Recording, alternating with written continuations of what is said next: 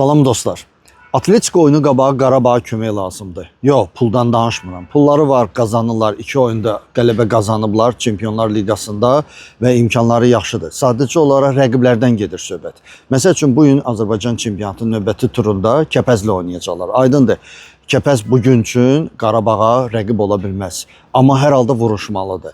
Amma gələn turda əsas oyundur. Qurbanberdiyevin başçılıq etdiyi Turan Tovuzla Qarabağın oyunu gözlənilir.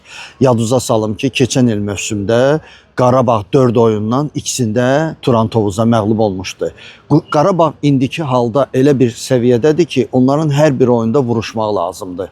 Onlar öz komandasını lazımı tonusda, formada saxlamalıdırlar ki, ayın 22-si Atletiklə İspaniyada vuruşmaq üçün hazır olsunlar. Ümid eləyirəm ki, Qarabağın formasından düşməyəcək və bizi 3-cü qələbə gözləyir. Uğurlar.